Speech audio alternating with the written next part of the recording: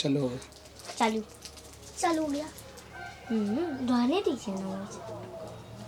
सदगुरु कबीर साहब की जय, सदगुरु विनोद साहब की जय। आज हम लोगों के बीच सदगुरु विनोद साहब का सत्संग होने जा रहा है। इसमें विनोद साहब विद्वत पुरुष हैं, साहित्य अध्यात्म के पुजारी रहे हैं और सत्संग के प्रतीक एवं सत्य की ओर अग्रसर करने वाले सदगुरु महाराज विनोद साहब हमारे बीच उपस्थित है। इनके कृपा पात्र शिष्य ललन साहब पुनः यहाँ उपस्थित हैं। इन्हीं के कृपा पात्र व्यवस्थापक एवं उदार विचार और हृदय रामाशंकर साहब यहाँ उपस्थित हैं। शिक्षाविद विद्वत पुरुष शिक्षक पद से प्रतिष्ठित साहब के अनुज एवं उनके कृपा पात्र शिष्य मनोज साहब, अच्छे लाल साहब और उन्हीं की धर्मपत्नी भारिया यहाँ उपस्थित हैं। कमल साहब एवं जलंधर साहब सभी लोग उपस्थित हैं। सभी लोगों को यहाँ स्वागत है। साहेबंदी साहेबंदी साहेबंदी साहेबंदी। हम लोगों ने यहाँ सत्संग सुनने आए हैं। हमारे बीच सत्संग दे रहे हैं विनोद साहब। एक आदमी ऊंचाई पर पहुंचता है तो वहाँ प्रकाश निकलता है। जब आदमी में अद्भुत शक्ति आती है तो वहाँ कुछ सत्ता दिखाई पड़ती है। जब अध्यात्म की ओर, अगर भौतिक की ओर हम लोग चलते हैं तो एक विद्यार्थी जीवन से पुनः वह matric, inter, BA, master degree प्राप्त करते हैं और वहाँ से विभिन्न पदों पर लोग जाते हैं। अपने जीवन में सबसे सर्वोच्च पद हमारे भारत में आता है IAS IPS। वो लोग IAS IPS जो बनते हैं तो बहुत सारे किताबें पढ़ते हैं, विश्व की जानकारी उनको होती है, कहाँ क्या व्यवस्था है, यह संसार कैसा है, यहाँ कैसी संसार में व्यवस्थाएं हैं। बहुत सारी बातें एक IAS पढ़ते हैं। वो निश्चित रूप से 10-20 पुस्तकें पढ़ते हैं तब जाकर वह IAS कंप्लीट करते हैं, जो सर्वोच्च पद प्राप्त करते हैं। ठीक उसी तरह से हमारे विनोद साहब भी शुरू से ही प्रतिभावान छात्र रहे हैं, संघर्षशील रहे हैं और समाज की सेवा की ओर इनकी भावनाएं रही है। यही नहीं, ये शुरू से ही इनका अध्यात्म भी इनका की ओर अक्सर रहे हैं। अध्यात्म में इन्होंने बहुत सारी खोज कर रहे थे, रिसर्च कर रहे थे, अन्वेषण कर रहे थे कि सत्य कहाँ है। ठीक इसी तरह से हमारे बीच जो महापुरुष आए हैं, सदगुरु आए हैं, सभी लोगों ने इसी तरह से सत्य को खोज किया है। हमारे बीच आए थे विश्व गुरु महात्मा बुद्ध। उस महात्मा बुद्ध ने ही अपने घर को त्याग कर गाया में बोध वृक्ष के नीचे उन्होंने भी इस तरह से सत्य की खोज में साधना किए थे। उनके ओर तप किए थे, उन्होंने सत्य खोजा था। फिर उसी तरह से एक साधारण सा परिवार में, जोलाहा के परिवार में कबीर साहब आए थे। लेकिन कबीर साहब एक जोल्हा के परिवार में आए थे, साधारण से परिवार में आया था, लेकिन उनकी सोच जो थी, उनकी जो आकांक्षाएं थी, वह बिल्कुल सीमा पार की उनकी आकांक्षाएं थी, उनकी सोच थी, और उस सोच के अनुसार उन्होंने सत्य की खोज किया। और इस संसार में कहा जाता है तो दो ही सद्गुरु विशेष रूप से आए हैं, एक महात्मा बुद्ध आए हैं जिन्होंने सत्य की खोज किया है, और दूसरा कबीर साहब आए हैं जो सत्य की खोज किया है। जो सत्य लक्षित कहाँ है, उनको उन्होंने अपने प्रतिभा से नहीं, अलौकिक प्रतिभा से, उनको जिसको हम लोग दिव्य ज्ञान कहते हैं, दिव्य खोज कहते हैं, उसे दिव्य दृष्टि से उन्होंने सत्य की खोज किया था। इन्होंने विनोद साहब भी ने विभिन्न महापुरुषों का सत्य को मार्ग को देखते देखते, उनको रिसर्च करते करते इन्होंने महात्मा बुद्ध के मार्ग को भी देखा। फिर उन्होंने कबीर साहब के मार्ग की ओर इन्होंने अपने दृष्टि को लगाया, और सत्य की खोज में मगन होते होते इन्होंने कबीर साहब को पाया। यही नहीं, हमने कहा कि 10-15 पुस्तकें पढ़कर IAS बनता है, और विनोद साहब इस सत्य की खोज में 20-25 पुस्तकें लिख डाली हैं। किन्हीं ने पढ़कर IAS और IPS बनता है, DPS कंप्लीट करता है, इन्होंने तो 20-25 पुस्तकें लिख दी हैं। हम सोच सकते हैं कि कैसा IAS है यार। निश्चित रूप से सत्य की जो ऊंचाई है, सत्य की जो सीमा है, उस सीमा को खोजने में इन्होंने 20-25 पुस्तकें लिखा है, और इन्होंने सत्य को खोजा है, सत्य को जाना है, और वह जाना है कि इसी राह से कबीर गया है, और वही सत्य पर पहुंचा है। हमें भी उस सत्य को इन्होंने भी प्राप्त किया है।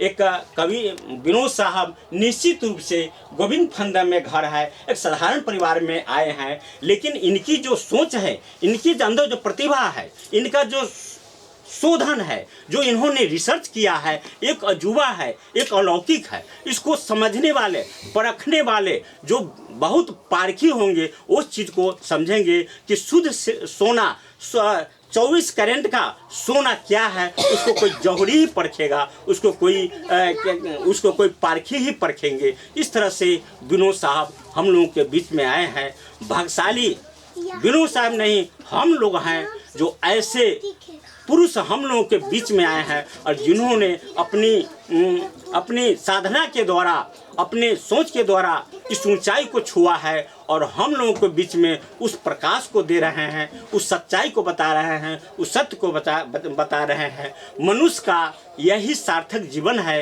कि सत्य की ओर हम जाएं। इस तरह से इस संसार में बहुत सारे उलझनें आती हैं, समस्याएं आती हैं। समस्या सिर्फ भौतिक जीवन में ही नहीं आती है, समस्या आध्यात्मिक जीवन में भी आती है। बहुत सारे धर्म है जो हम लोगों को धर्मांध बनाता है, अंधविश्वास बनाता है, हमको उस जगह पर पहुंचने नहीं दिया जाता है। लेकिन ऐसे ही महापुरुष, ऐसे ही विद्वत पुरुष, ऐसे ही सद्गुरु हम लोगों को सत्य की ओर पहुंचाएंगे, उस सत्य को हमको लखाएंगे। मैं विशेषतः कोटसा मैं हृदय से इनको नमन करते हैं, साहेबंदगी करते हैं, एवं सभी लोगों को साहेबंदगी करते हैं कि हम सभी भाग्यशाली हैं जो ऐसे सद्गुरु के पास सत्संग सुनने आते हैं। उस प्रकाश में हम लोग भी प्रकाशित होने जाते हैं। इन्हीं शब्दों के साथ मैं अपने बारे को विनाप देते हुए सभी को साहेबंदगी साहेबंदगी साहेबंदगी। बोलिए प्रेम से विनोद साहब की जय।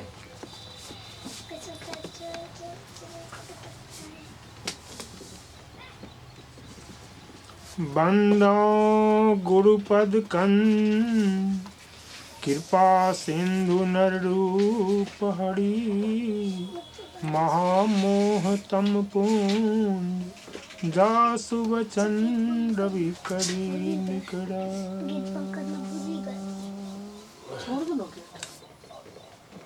धरती सब कागज करूं लेखनी सब बन रहा, सात समंद की मसी करूं गुरु गुण लिखा न जाए। साहेब बोलिए प्रेम से सतगुरु कबीर साहेब की जय। सतगुरु अभिलाष साहेब की जय। अर्चनीय वंदनीय संत समाज, आस्था ममता की प्रतिमूर्ति देवियों, आज फिर एक मौका हम सभी लोगों को मिला है आज के सत्संग कार्यक्रम में भाग लेने के लिए। हम आशा करेंगे कि इसका हम लोग भरपूर आनंद लेंगे। सब लोगों को मेरा सप्रेम साहेबंदगी।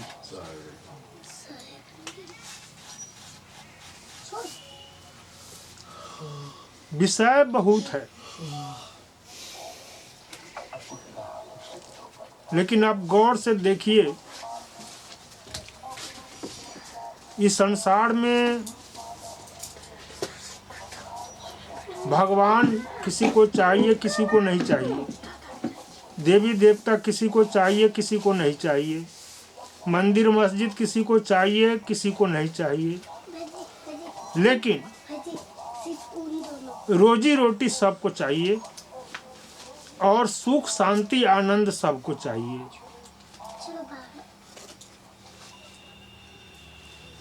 जीवन भर किसी भगवान का दर्शन न हो, किसी देवी देवता का दर्शन न हो, कोई बात नहीं। लेकिन अगर मनुष्य को रोजी रोटी मिल जाए, जीवन में सुख शांति मिले, तो वो जीवन जी लेगा। लेकिन एक चीज बाकी रह जाती है,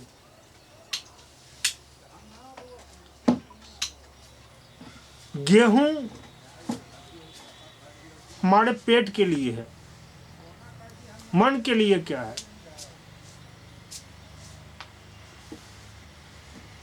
मन हमारा कभी भरता नहीं है। सुख शांति आनंद की तलाश हम बचपन से करते आ रहे हैं। कभी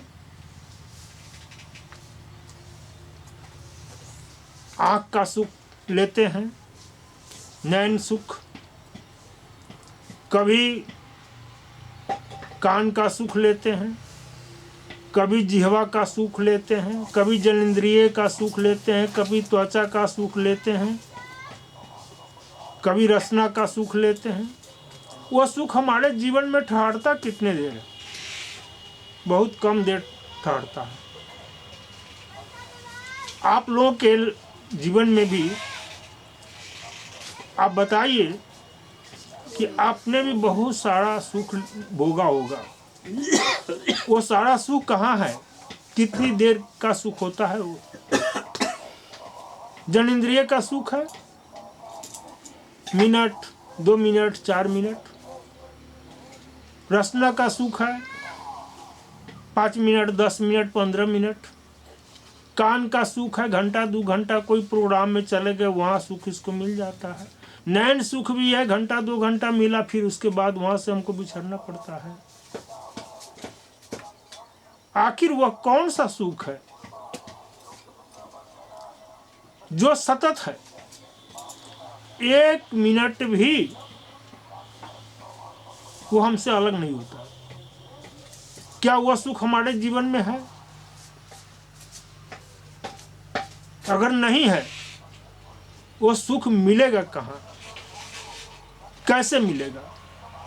अगर आपको मिल गया है तो बड़ी अच्छी बात है। अगर सतत 24 घंटे का सुख अगर आपके जीवन में नहीं है, तो शायद अभी आप जीवन, असली जीवन नहीं जी रहे हैं। अभी तक आप धोखे में हैं। साहेब डिस्टर्ब न कीजिए। असली सुख, जो भाव नहीं है, परम सुख 2 मिनट का नहीं होता है, 4 मिनट का नहीं होता है, घंटे 2 घंटे का नहीं होता है, 1 दिन 2 दिन का नहीं होता है। जब परम सुख जीवन में प्रकट होता है तो वो कभी फिर जाता नहीं है। आज आप देख लीजिए, हजारों हजार गुरु हैं संसार में, लाखों करोड़ों में उनके अनुयायी हैं, हजारों हजारों एकड़ में उनके आश्रम फैले हुए हैं। धर्मशास्त्रों की कोई कमी नहीं, दर्शकों की कोई कमी नहीं,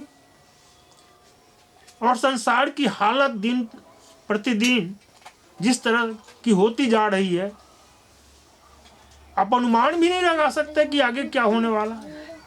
उधर रूस एक यूक्रेन लड़ रहा है, इधर इजराइल फिलिस्तीन लड़ रहा है, सारे देश इसमें इन्वॉल्व होते जा रहे हैं। आखिर मनुष्य की ऐसी हालत कैसे हो गई? 300 से ऊपर धर्म है दुनिया में, हजारों हजारों मार्गदर्शक है, हजारों हजार पुस्तकें हैं। ये तो ठीक वैसे ही बात है कि दीपक जलता रहे और अंधेरा बढ़ता जाए। बड़ी गंभीर विषय है ये। आज से 700 वर्ष पूर्व एक झोपड़ी का लाल पैदा हुआ, बहुत ही गरीब, दिन खाए तो रात के लिए सोचना पड़े और रात खाए तो दिन के लिए सोचना पड़े। परिवार गृहस्थी बड़ी कठिन से चले। उस लाल ने जो संदेश दिया, मानवता का संदेश दिया, काश आज उस लाल के संदेश को दुनिया कबूल कर ली होती, मान गई होती, तो आज दुनिया में मनुष्य एक दूसरे से गले मिल रहा होता, न कि बंदूक चला रहा होता और तूफान मतलब तोप चला रहा होता, मिसाइल चला रहा होता। कहते हैं उनका नाम है सतगुरु कबीर। आप देखिए नजर उठाकर, आज के गुरु के पास क्या है और पहले जो हुए हैं गुरु उनके पास क्या था। और ये बड़ी विचित्र लीला है, जिस गुरु के पास जितना अधिक धन है, सिर पर मुकुट लगावे, जितने अनुयायी की संख्या अधिक रहे, लोग समझते हैं कि बहुत ज्ञानी गुरु है। साहब कबीर कहते हैं, अरे वेश देख मत भूलना, पूछ लेना ज्ञान, मोल करना तलवार का, छोड़ देना म्यान। हमें सच्चा सुख, सच्ची शांति कहाँ मिलेगी, सच्चा आनंद कहाँ मिलेगा और भगवान कहाँ मिलेगा? कबीर से स्पष्ट किसी ने नहीं कहा। कहे एक बार वो अपने एक साधु के पास गए थे। साधु उनसे निवेदन करने लगा कि महाराज सतगुरुदेव, आप कुछ दिन और मेरे यहाँ ठहर जाइए। तो साहब ने कहा कि अरे भाई, तुम मुझको अगर चाहते हो, जो तुम मुझको चाहे तो छाड़ सकल की आस, जो तुम मुझको चाहे तो छाड़ सकल की आस, अब मुझ ही जैसा होए रहो, सब सुख तेरे पास। और ये मेरा भी निज अनुभव है। जब तक हम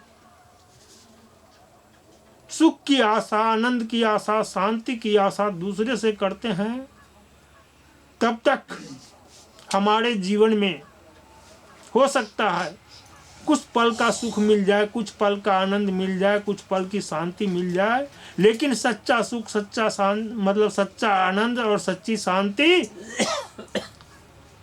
बाहर में नहीं, हमारे अपने अंदर है। ये मन हमारा परिधि में चक्कर काट रहा है।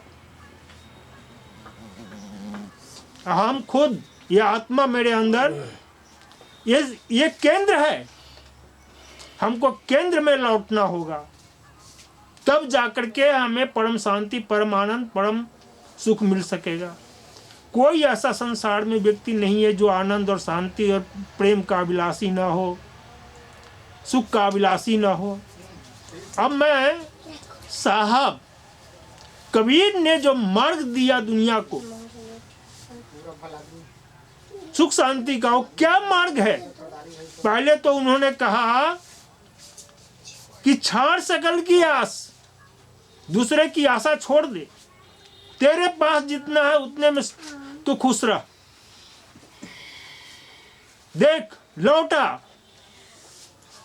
अपने घर की ओर लौटा, सेंटर में लौटा, परिधि में मत चक्कर काट। अब आइए सुख के बारे में जो उन्होंने दूसरी बात कही, अब वो तो बड़ा उनका जीवन गरीबी में ही बीता है। वो कहते हैं कि मन लाग्यो मोरे यार फकीरी में। फकीरी होती क्या है? फकीरी का मतलब है जो है उसी में संतुष्ट रहना। फकीरी का मतलब लोग समझते हैं चंदन टीका कर लिया किसी मठ, मंदिर, मस्जिद या आश्रम में जाकर रह गया, ये फकीरी है, घूम रहा है, ये फकीरी है। नहीं, फकीरी का मतलब है जो है हमारे पास उसी में परम संतुष्ट रहना। कहते हैं साहब, जो सुख पायो राम भजन में, वो सुख नहीं अमीरी में।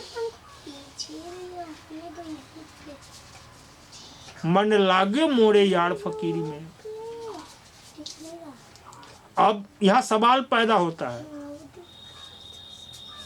एक तरफ इस दुनिया में हिंदू लोग हैं जो राम अयोध्या में अब हुए, उनको अपना इष्ट मान करके पूजा करते हैं, बहुत काफ़ी आस्था रखते हैं, उनमें विश्वास रखते हैं, उनको भगवान मानते हैं। लेकिन यहाँ कबीर के राम कौन है, ये समझ लेने जैसी बात है। कहते हैं साहब,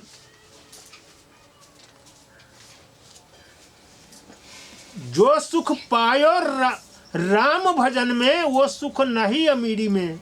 अब वो तो थे गरीब, तो अमीर तो वो थे नहीं कबीर साहब, तो उनको कैसे पता चला कि ऐसा सुख अमीरी में नहीं है? क्योंकि कबीर साहब, ऐसे पता चला उनको कि कबीर साहब के पास बनारस के सेठ लोग, बड़े बड़े पैसे वाले लोग आते थे सत्संग सुनने के लिए। और वो बताते थे कि साहब, जो सुख हमें यहाँ आपके सत्संग में मिलता है, वो सुख हमको अपने राज दरबार में, बाहर में नहीं मिल रहा है, नहीं मिलता। इससे साहब कबीर कहते हैं कि जो सुख पायो राम भजन में, सो सुख नहीं अमीरी में। अब सवाल है कि कबीर का राम कौन है? कबीर कहते हैं कि घट घट मोड़ा साइया सोनी सेज न कोय। अब कबीर का राम घट घट वासी है। कबीर का राम कौन है? घट घट वासी है। अब थोड़ा सुन लीजिए, कबीर का राम तो घट घट वासी है। तुलसीदास जी का राम कौन है? ये भी समझने जैसी बात है। तुलसीदास जी अयोध्या वाले राम की काफी बात किए, उनके इष्ट थे, लेकिन थोड़ी सी ईमानदारी यहाँ पर दिखाए तुलसी बाबा। कहते हैं, एक राम अवधेश कुमारा, तिनकर चरित विदित संसारा। नारी बिरह दुख लहे वपारा, भयउ रोष रन रावण उमारा। एक राम तो अयोध्या में हुए, जिनको ये पूरी दुनिया जानती है, संसार जानता है उनके चरित्र को, क्रोध में आकर के रावण को मार दिए पत्नी के कारण।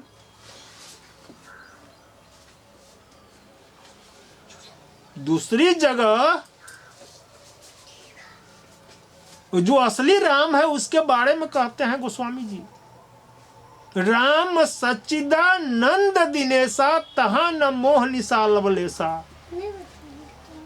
राम सच्चिदानंद दिनेशा तहा न मोह निशा लवलेशा। राम सच्चिदानंद दिनेशा है,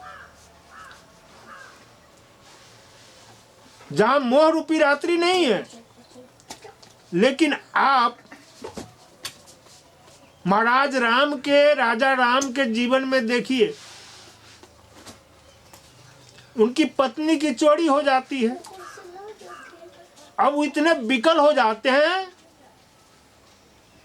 कि पेड़ पौधे से पूछ रहे हैं, इतने मोहित दिखाई पड़ रहे हैं। ये देखकर लक्ष्मण भाई जी को भी भ्रम हो रहा है। पेड़ पौधे से पूछते हैं कि हे खग मृग मधुकर श्रेणी, तुमने देखी सीता मृग नैनी। हे पेड़ पौधा, हे मृग, तुमने सीता मृग नैनी को